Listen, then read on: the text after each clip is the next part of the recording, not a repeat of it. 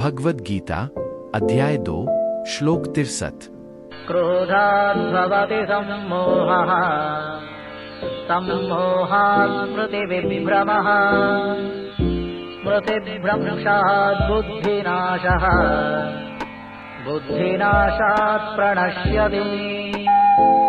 इस श्लोक के आगे 5 सुंदर श्लोकों में श्री कृष्ण हिंदू मनोविज्ञान के अनुसार देवत्व की स्थिति से मनुष्य के पतन का कारण बताते हैं।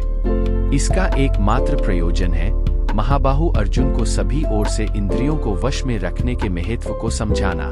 इंद्रियों पर स्वामित्व रखने वाला पुरुष ही हिंदू शास्त्रों के अनुसार स्थित प्रज्ञ कहलाता है। यह प्रकरण उन समस्त साधकों के आत्मचरित्र की रूपरेखा भी प्रस्तुत करता है जो दीर्घ काल तक साधनारत रहने के उपरांत भी असफलता एवं निराशा की चट्टानों से टकराकर चूर चूर हो जाते हैं। वेदांत के सच्चे साधक का पतन असंभव है। असफल साधकों के उदाहरण कम नहीं है और उन सभी की असफलता का एकमात्र कारण विषयों के शिकार होना ही है। यह भी देखा गया है कि एक बार पतन होने पर वे फिर संभल नहीं पाते। उनके लिए पतन का अर्थ है संपूर्ण नाश। पतन की सीढ़ी का यह बहुत सुंदर वर्णन है। स्वयं के नाश की सीढ़ी का वर्णन इतना विस्तार पूर्वक इसलिए किया गया है कि हमारे जैसे साधक यह समझ सकें कि पुनः अपने पूर्ण दिव्य स्वरूप को किस प्रकार प्राप्त किया जा सकता है। जैसे छोटे से बीज से बड़े वृक्ष की उत्पत्ति होती है, वैसे ही हमारे नाश का बीज है असद विचार और मिथ्या कल्पनाएं ने। विचार में रचना शक्ति है, यह हमारा निर्माण अथवा नाश कर सकती है। निर्माण और विनाश उस शक्ति के सदुपयोग और दुरुपयोग पर निर्भर करते हैं। जब मनुष्य किसी विषय को सुंदर और सुख का साधन समझकर उसका निरंतर चिंतन करता है, तब उससे उत्पन्न होती है उस विषय में आसक्ति। इस आसक्ति के और अधिक बढ़ने पर वह उसकी उत्कट इच्छा या कामना का रूप लेती है, जिसको पूर्ण किए बिना मनुष्य शांति से नहीं बैठ सकता।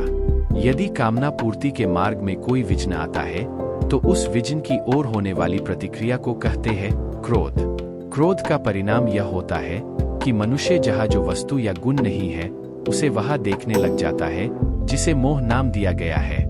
मोह का अर्थ है अविवेक। मोह ही स्मृति के नाश का कारण है।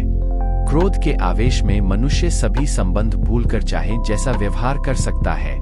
श्री शंकराचार्य लिखते हैं कि क्रोधावेश में मनुष्य अपने पूज्य गुरु एवं माता पिता के ऋण को भूलकर उनका भी तिरस्कार करता है। इस प्रकार असद विचारों से प्रारंभ होकर आसक्ति, संग, इच्छा, क्रोध, मोह और स्मृति के नाश तक जब मनुष्य का पतन हुआ तो अगली सीढ़ी है बुद्धि का नाश। बुद्धि में विवेक की वह सामर्थ्य है जिससे हम अच्छे बुरे धर्म का निर्णय कर सकते हैं। निषिद्ध कर्मों को करते समय बुद्धि हमें उससे परावृत्त करने का प्रयत्न भी करती है। यदि यह बुद्धि ही नष्ट हो जाए तो मनुष्य का मनुष्यत्व ही नष्ट हुआ समझना चाहिए। बुद्धिनाश के बाद तो वह पशु से भी हीन व्यवहार करता है और फिर कभी जीवन में श्रेष्ठ और उच्च ध्येय को न समझ सकता है और न प्राप्त कर सकता है। यहाँ मनुष्य के आश से तात्पर्य यह है कि अपने शुद्ध स्वरूप को पहचान कर वह मनुष्य जीवन के परम पुरुषार्थ मोक्ष को प्राप्त करने योग्य नहीं रह जाता। विषयों के चिंतन को यहाँ सभी अनर्थों का कारण बताया है।